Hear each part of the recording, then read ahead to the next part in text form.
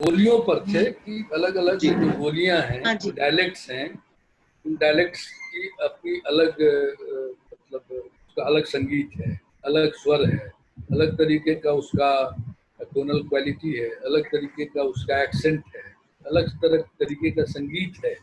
तो उसको उसमें इतनी वैरायटी है अपने पूरे देश में, हिंदुस्तान में, उसको समझना, उसको सुनना और उसमें भेद ये देखना कि किसमें क्या अंतर है। उन बोलियों के अंतर को भी हमें समझने की आवश्यकता है। तो ये इसकी वजह से अगर आप समझेंगे तो ये मैं सिर्फ किसी म्यूजिक के लिए नहीं बोल रहा हूँ, अभिनेताओं के लिए भी उतना ही जरूरी है कि इस तरह की बोलियों का वो अध्ययन करे और उसको ऑब्जर्व करे और उसको सुने और सुनकर अपने कान में उसको इकट्ठा करे, अपनी स्मृतियों में कान में उसको जमा करे। कहा गया है रेपर्टरुआ, रेपर्टरुआ एक शब्द है जिसको उसी से रेपर्टरी बना है। तो आपके कान में एक रेपर्टरुआ होता है जो अनुभव की एक थैली होती है। तो आपके बचपन से लेकर और अभी तक जिस उम्र में भी आप हैं, आप जितना कुछ सुनते हैं साउंड, वो सारा कुछ आपके कान का जो वो रेपर्टरुआ है उसमें वो जमा होता जाता है। तो जितना आप सुनेंगे उतना ज़्यादा आप समृद्ध होंगे, आपका कान समृद्ध होगा। तो अब बोलियों के बाद फिर आप आ जाइए कि साउंड और कहाँ कहाँ है अलग अलग तरीके का। तो आप आ जाइए एम्बियंस साउंड। रेलवे स्टेशन का एम्बियंस देखिए कैसा है।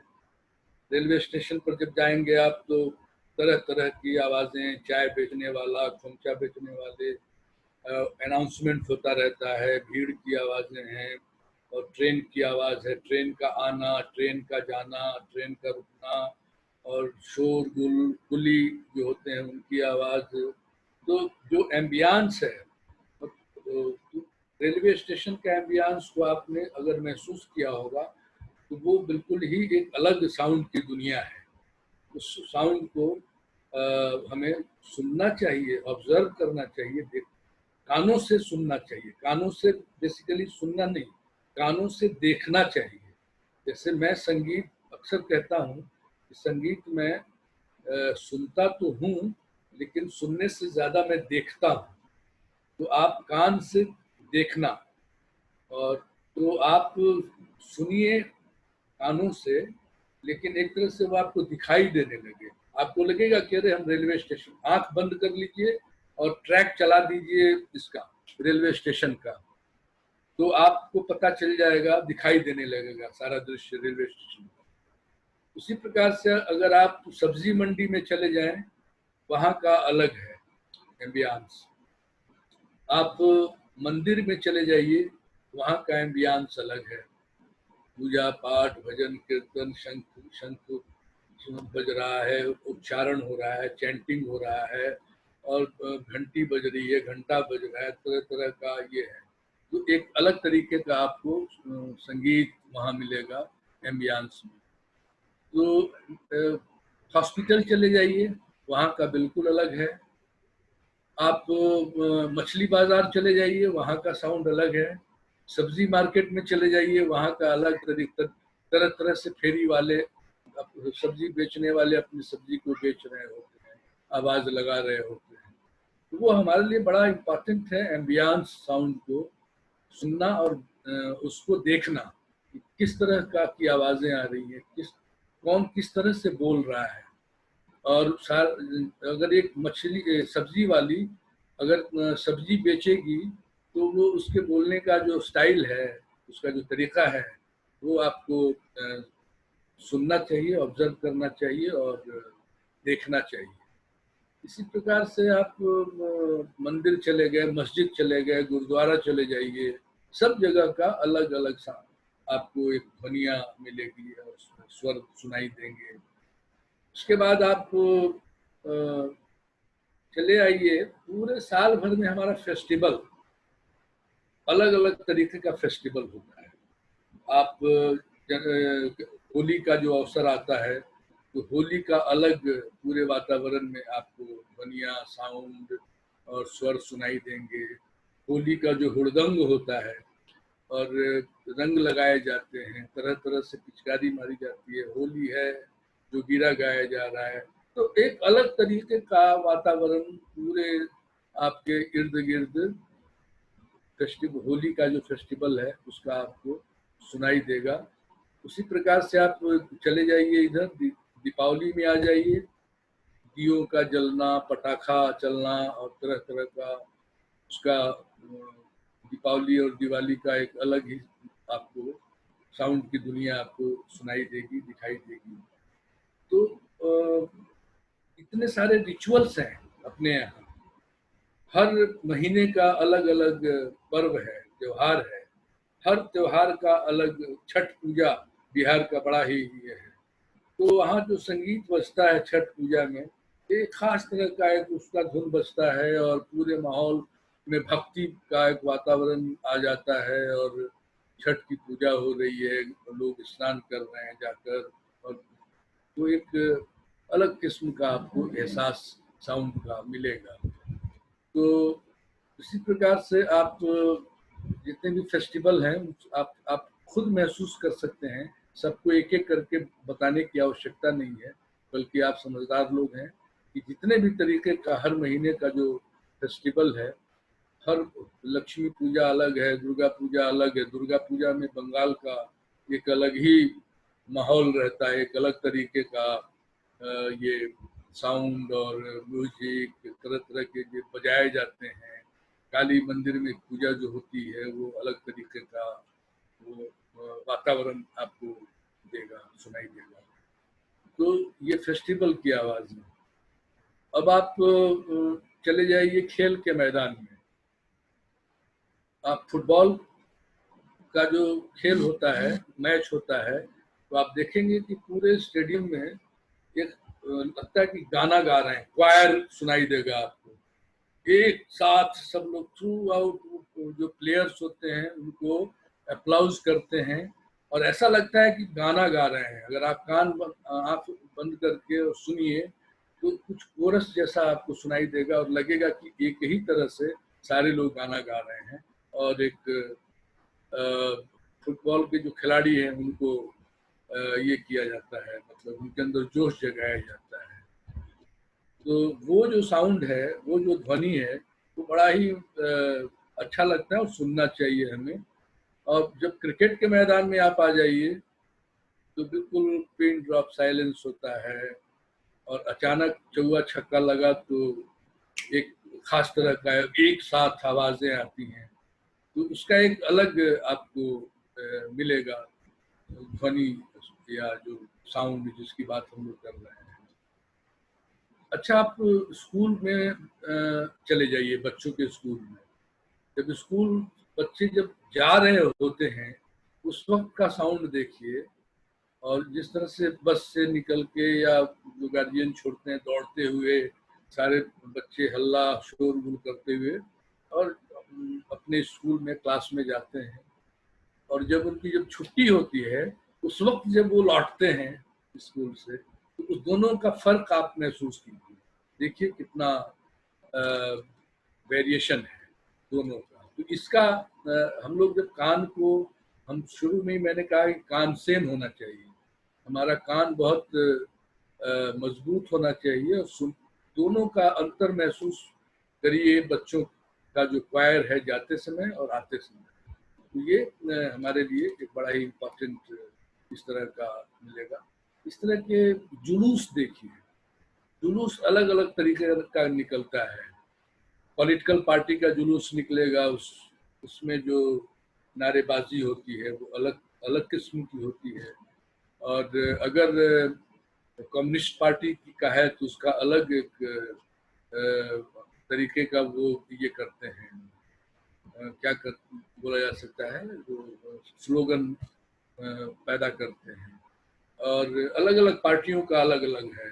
जय श्री राम वाले अलग तरीके से करते हैं। तो और जब जुलूस अलग अलग तरह, धार्मिक जुलूस है तो धार्मिक जुलूस में भी किस धर्म का जुलूस है। हर धर्म के जुलूस की का अपना संगीत, अपना साउंड, अपना सारा कुछ होता है। तो उसको आपने महसूस किया होगा। और जब ये ताजिया निकलता है तो हसन हुसन जो होता है, वो जो पीठ पे आवाज करते हैं, मारते हैं, वो जो साउंड पैदा होता है, क्रिएट करते हैं, वो एक अलग तरह का एक आपको दुनिया में ले जाता है, संगीत की दुनिया में ले जाता है। तो जितने तरह का जुलूस है, या ये चाहे वो धार्मिक हो, पॉलिटिकल हो, या कोई अच्छा, धार्मिक जुलूस में भी अलग अलग कल्ट के जो जुलूस हैं, वो उनके सबके अलग, सबका अलग अलग वैरायटी है, सबकी अपनी वो फर्क है, सबके साउंड में। उसको आपको देखिए, पॉलिटिकल पार्टी में भी अलग अलग पार्टियों का अलग अलग तरीके का आपको ये मिलेगा। तो ये सब हमें, मैं बता रहा हूँ ताकि हम लोग बात करते हैं ध्वनिया की, लेकिन ध्वनिया कहाँ कहाँ पर है, कितनी जगह पर है। और इस मामले में मैंने कहा कि साउंड और ध्वनि और स्वरों को लेकर हम लोग बहुत ही रिच हैं, हमारा कल्चर और हमारा स्पेस, वातावरण। तो हम लोगों को इसको सुनना चाहिए, हमें होना चाहिए कि हम ध्वनियों के संसार कितना मतलब समृद्ध है, और वो हमारे लिए रंगमंच के लिए कितना इम्पोर्टेंट हो जाता है।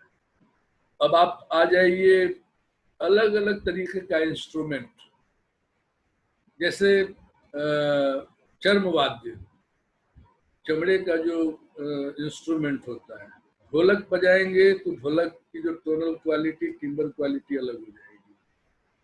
तबला बजाएंगे तो उसका अलग आपको आएगा।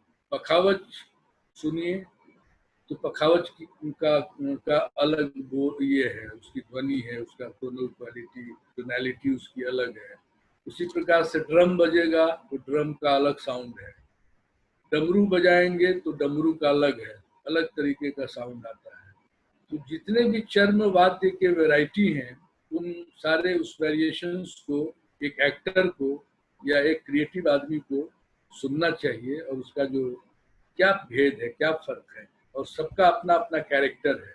ढोलक का अपना कैरेक्टर है, तबला का अपना है, पखावज का अपना है, मृदंग का अपना है, खोल बजता है आपके यहाँ, खोल का अलग है। उसी प्रकार से आप स्ट्रिंग वाद्य में चले जाइए, स्ट्रिंग समझ ना, तार यंत्र जो है, तो सितार का अलग आपको, सितार बजते ही आपके अंदर एक खास तरह का अनुभूति आपके अंदर आती है। सारंगी जैसे ही बजेगा तो एक अलग तरीके की वो फीलिंग देता है, अलग तरीके का वो एक आपके अंदर ये इमोशन पैदा करेगा। और जब ये बजेगा, वायलिन बजेगा, तो वो अलग साउंड है उसका, अलग तरीके का उसका नेचर है, अलग तरीके का वो आपके अंदर एहसास पैदा कराएगा। उसी प्रकार से और क्या क्या होता है स्ट्रिंग में, आप चले जाइए, सरोद है, तो फिर वीणा है। तो जितने भी स्ट्रिंग वाद्य हैं जो तार से बजते हैं, तो कश्मीर में जो बजता है उसको क्या बोलते हैं, उसका नाम संतूर, कश्मीर, संतूर है, सरोद है, संतूर हुआ, सरोद हुआ। नहीं, वो जो कश्मीर में जो घाटियों में जो बजता है, इसराज, इसराज क्या बोलते हैं, इसराज क्या क्या इस तरह का है, जो भी मैं याद आएगा तो मैं बता दूंगा। तो सितार, सितार है, सितार नहीं, सितार तो बता दिया मैंने। सितार तो हो गया, सितार हो गया, गिटार हो गया, वायलिन हो गया, फिर उसके बाद सारंगी हो गया, फिर उसके बाद वीणा हो गया, संतूर हो गया, और भी ढेर सारे वाद्य हैं जो अभी ये जो बजता है, इकतारा, इकतारा हो गया। तो उसके तो सबके सारे स्ट्रिंग्स जो हैं अलग अलग मतलब उनकी क्वालिटी है, अलग अलग उनका संगीत पैदा करते हैं और ध्वनियाँ पैदा करते हैं। इसी प्रकार से आप चले जाइए फूक वाद्य, जो फूक, विंड साउंड, तो शंख का अलग है, शंख बजेगा तो एक अलग वातावरण आएगा। उसी तरह से फ्लूट बजाएंगे आप तो फ्लूट का अलग है, जो बैक पाइपर बजता है उसका अलग साउंड है। और क्या होता है फूक वाद्य में, आप जैसे कोई पार्टिसिपेट करना चाहे तो कर सकता है। तो जो हारमोनियम, उसमें भी हवा से वो बजता है। या एकॉर्डियन जो है वो भी, कश्मीर वाले का नाम तुम्बुर है, तुम्बकनार। वो अलग है। और इरशाद या इशराद, अशराद क्या बोलते हैं उसको, एक अलग नाम है। रबाब, है रबाब। रबाब, रबाब। रबाब भी है ना, रबाब। हाँ, हाँ, रबाब है जी। तो थैंक यू, मतलब मुझे याद दिलाने के लिए रबाब। तो उसका एक अलग बजते ही एक लगता है कि हम सब घाटियों में चले आए। और तो वो जो फूंक वाद्य है, फूंक वाद्य में भी अलग अलग वेरिएशंस है। जितने तरीके का फूंक वाद्य, जैसे क्लैरनेट बजता है, वो फूंक से बजेगा। तो शंख बजेगा अलग तरीके से, फ्लूट बजेगा। फ्लूट में भी वैरायटी है, एक बांसुरी होता है और एक बंसी होता है। इन दोनों की आवाज में भी फर्क आप महसूस करेंगे। तो वाद्य यंत्र में एक घन वाद्य होता है, जिसको कि जैसे घुंघरू, घुंघरू की आवाज अलग है। तो उसके बाद ये जो आवाज है, जिसको हम बोलते हैं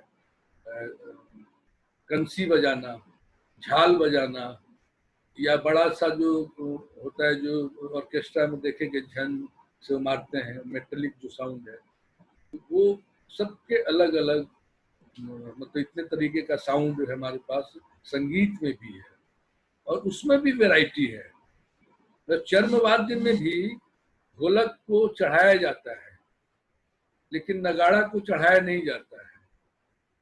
और तबला को भी सुर में लाया जाता है, चढ़ाया जाता है। तो बहुत सारे ऐसे चर्म वाद्य हैं जिसको हमको मिलाने की आवश्यकता नहीं होती है, या ऊपर नीचे सुर को करने की आवश्यकता नहीं होती है।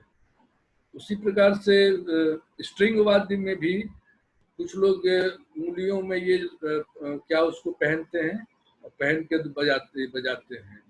क्लिप होता है, वो लगा के तब वो बजाते हैं। कुछ लोग ऐसे ही बजाते हैं। बैंजो है वो क्लिप से बजता है। तो एक बो वाला होता है, सारंगी बो से बजेगा, तो उसमें भी वैरायटी है। तो जो बो से बजेगा वो अलग ध्वनि उत्पन्न करेगा, जो क्लिप से बजेगा वो अलग तरीके का ध्वनि उसमें उत्पन्न।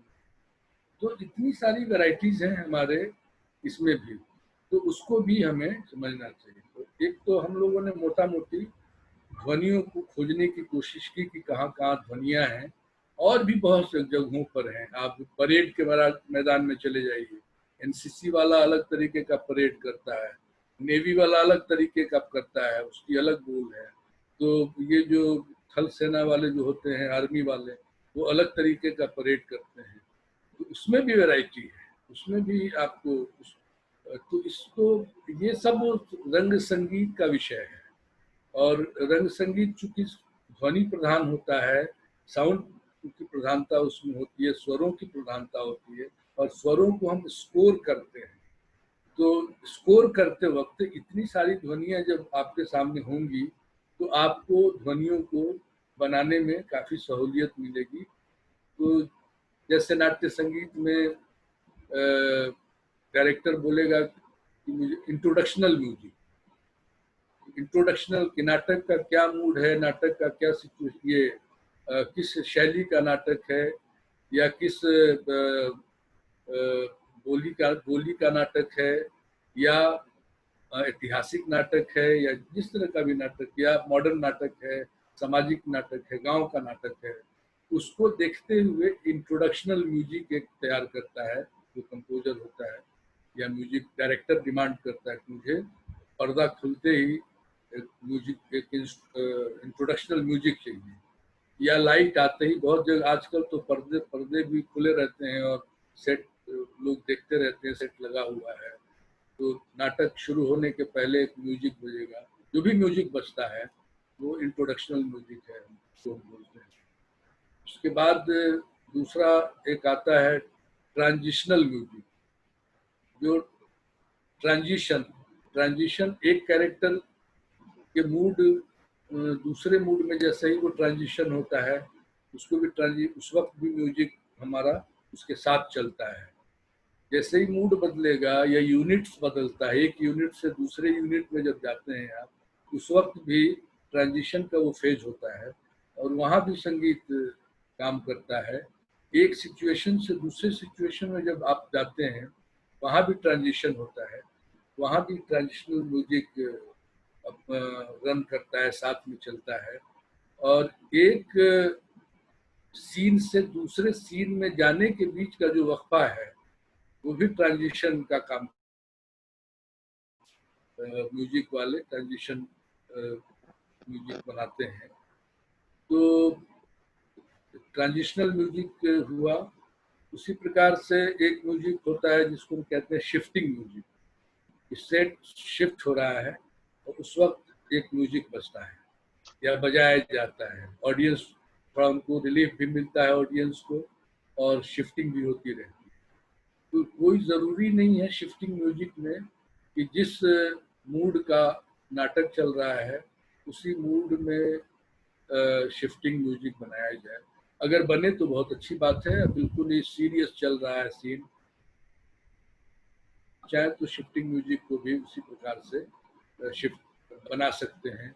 या कॉमेडी का कोई सीन चल रहा है तो शिफ्टिंग भी उसी तरह से अगर हो, जिसमें कि एक तो शिफ्टिंग म्यूजिक हो गई, एक म्यूजिक होता है जिसको हम कहते हैं कि मूड म्यूजिक।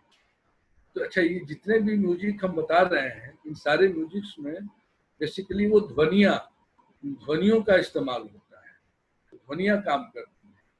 तो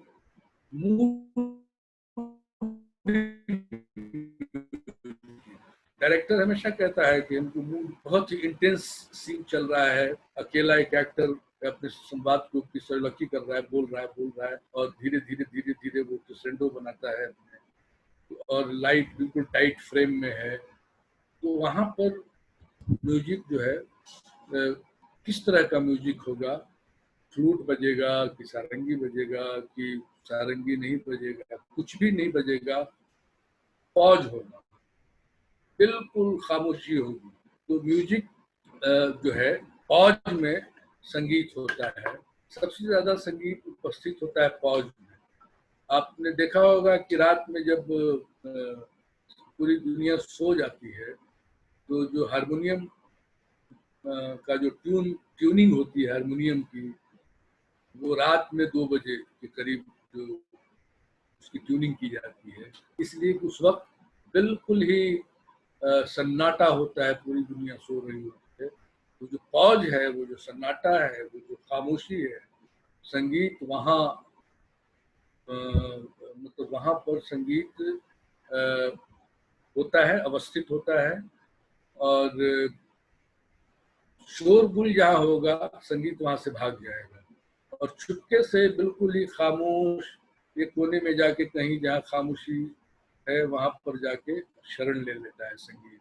संगीत कभी भी शोरगुल में या दंगा फसाद मारपीट जहाँ हो रहा होगा वहाँ से संगीत गायब हो जाएगा और एक अलग दुनिया में वो चला जाता है जहाँ पर बिल्कुल ही शांति हो, और वहाँ पर बैठ के वहाँ से फिर वो रचता है नया कुछ। तो फिर बात हो रही थी मूड म्यूजिक। सबसे इम्पोर्टेंट होता है थिएटर म्यूजिक में, जो कहते हैं इंटरप्रिटेटिव म्यूजिक, ये सबसे ज्यादा इम्पोर्टेंट है। इंटरप्रिटेशन, आप म्यूजिक लिटरल म्यूजिक नहीं होना चाहिए, मतलब लोग कहता है, कुछ लोग लिटरल म्यूजिक भी कभी कभी डिमांड होता है कि बिल्कुल लिटरल हूबहू हमें म्यूजिक चाहिए, कि अगर एक एक्टर ऐसे घुमा तो टन, ऐसे घुमा तो टन, आगे बढ़ा तो फिर कुछ ढम, फिर उधर गया तो ढम। तो उसको इलस्ट्रेटिव म्यूजिक जिसको कहते हैं, इलस्ट्रेट करना या लिटरल म्यूजिक इसको बोलते हैं। तो लेकिन अच्छा म्यूजिक वो होता है जो इंटरप्रिटेटिव होता है, जो इंटरप्रिटेट मतलब अलग अलग तरीके का इंटरप्रिटेशन लोग अपने अपने तरीके से निकालें। मान लिया कि एक घड़ी है दीवार वॉल पे और वो उसकी आवाज आ रही है टिक टिक टिक टिक कर रहा है, और एक आदमी नीचे बूढ़ा बुजुर्ग कोई है सोया हुआ है और हो सकता है वो आखिरी अवस्था में हो। तो वो जो घड़ी है टिक, वो बता रहा है कि अब ये इसका समय समाप्त होने वाला है और कभी भी जा सकता है। तो वो एक तरह से हम सिंबल की तरफ जाते हैं, संकेतों की तरफ जाते हैं। इंटरप्रेटिव म्यूजिक जो हम करते हैं, करेंगे कि सिंबलिज्म में जाए, किसी इंटरप्रिटेशन, एक नया इंटरप्रिटेशन पैदा हो। मान लिया कि हम एक क्लासिकल ड्रामा कर रहे हैं, इंडियन क्लासिकल, और उसमें इंटरप्रिटेशन पैदा करने के लिए मैं ट्राइबल का गाना बजा दूं, ट्राइबल फोक वहां, तो अचानक जो है ना टेक्सचर, कलर म्यूजिक का बदल जाएगा पूरे प्ले का। थोड़ी देर के लिए लोग सोचने लगेंगे कि अचानक ऐसा कैसे हुआ, ऐसा क्यों हो रहा है।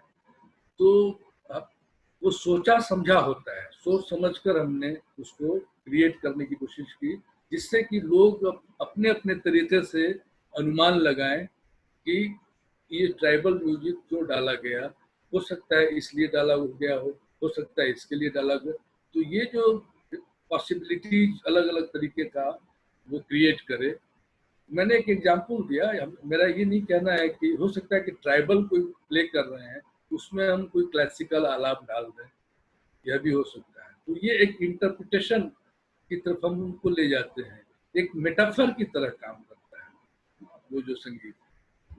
तो इंटरप्रिटेटिव म्यूजिक हुआ, उसके बाद एक होता है रिप्रेजेंटेशनल म्यूजिक। वो रिप्रेजेंट करता है कि किस काल का, किस पीरियड का नाटक हम कर रहे हैं। उस पीरियड को देखते हुए इंस्ट्रूमेंट का निर्धारण होता है कि किस पीरियड का ड्रामा है। अगर फोक है तो फोक इंस्ट्रूमेंट यूज होगा, अगर ट्राइबल है तो ट्राइबल इंस्ट्रूमेंट क्या क्या हो सकता है। कि म्यूजिक डायरेक्टर क्या है कि हमको कोई इंस्ट्रूमेंट नहीं चाहिए, सिर्फ पूरे प्ले में हम सिर्फ लकड़ी बजा के और हम नाटक का म्यूजिक तैयार करेंगे। हो सकता है हम सिर्फ पत्थर बजाकर हम इफेक्ट पैदा करें और एक हम नया कुछ भाषा, नई भाषा हम क्रिएट करने की कोशिश करें। तो बेसिकली नाटक इंटरप्रिटेटिव आर्ट है, और उसी के तरह संगीत भी एक इंटरप्रिटेशन की मांग करता है कि।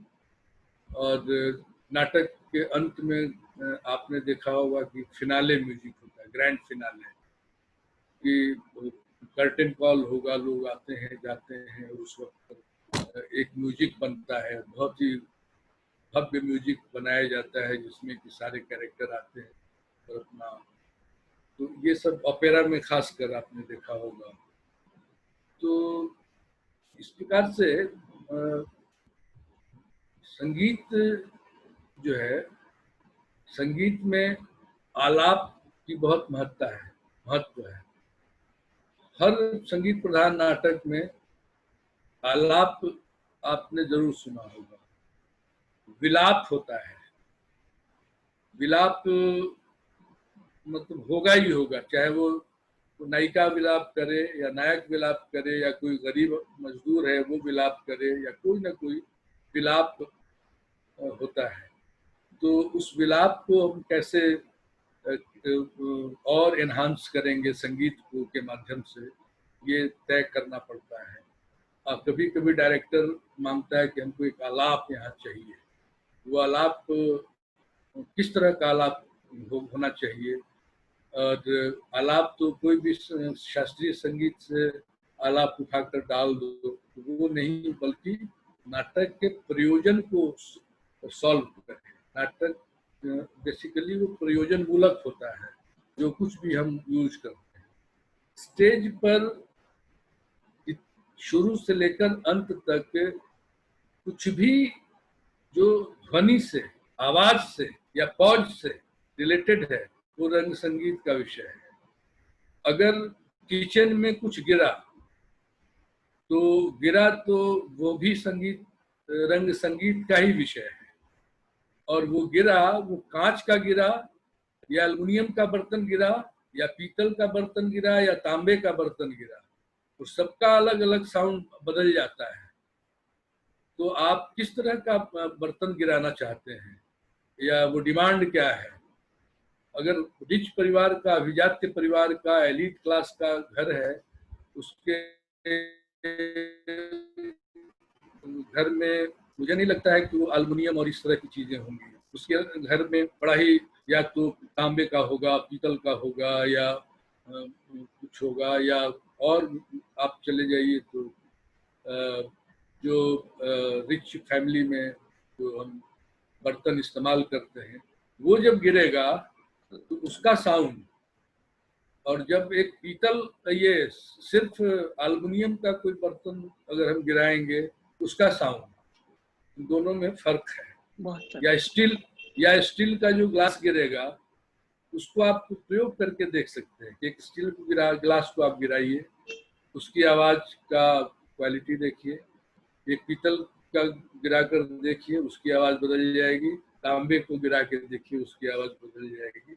ये डिपेंड करता है कि आप किस तरह का आवाज प्रोड्यूस करना चाहते हैं, वह भी रंग संगीत का विषय है। और स्टेज पर कोई भी घटना घटती है, जो अगर एक एक्टर, मान लिया कि आषाढ़ का एक दिन नाटक हमको करना है और बरसात हो रही है, बारिश हो रही है, म्यूजिक डायरेक्टर बोलेगा कि नहीं, हमको कोई बारिश का इफेक्ट हम नहीं पैदा करेंगे, बिल्कुल साइलेंस होगा। और एक्टर कभी कभी संगीत लूज करता है अपने अभिनय से, तो वो खिड़की के पास जाएगी मल्लिका या अंबिका जो इंतजार कर रही है, वो खिड़की के पास जाएगी और उसके ऐसे कुछ करेगी एज इफ बारिश हो रही है और जब पानी का छींटा उसके ऊपर पड़ा, तो उसको अपने अभिनय से वो क्रिएट कर देगी या देगा कि बारिश हो रही है। तो कोई जरूरी नहीं कि हम बारिश का इफेक्ट पैदा करें।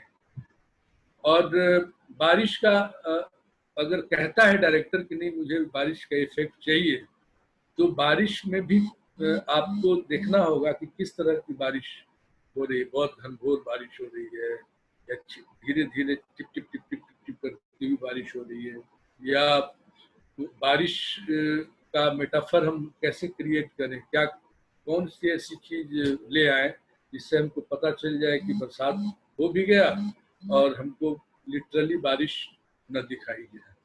तो ये बेसिकली रंग संगीत तज्ञ या अल्टरनेटिव जिसको हम कहते हैं इंटरप्रिटेटिव म्यूजिक, ये उसका काम है कि हम किस तरह का इंटरप्रिटेशन पैदा करें जिससे कि हमें पता चल जाए कि बरसात हो रही है या बारिश हो रही है। तो और ध्वनियों को लेकर हम लोग बहुत सारा है, जैसे इंसेक्ट जो उसका एक अलग है। रात में जो ये झिंगुर की आवाज देखें, वो आपने सुना होगा गौर से। और भी रात में तरह बिल्कुल सन्नाटे में आप जंगल में चले जाइए, देखिए कितनी तरह की आवाजें आती हैं। वो कीड़े मकोड़े जो होते हैं उनकी जो आवाजें होती हैं वो अलग, पत्तों की हिलने की आवाज।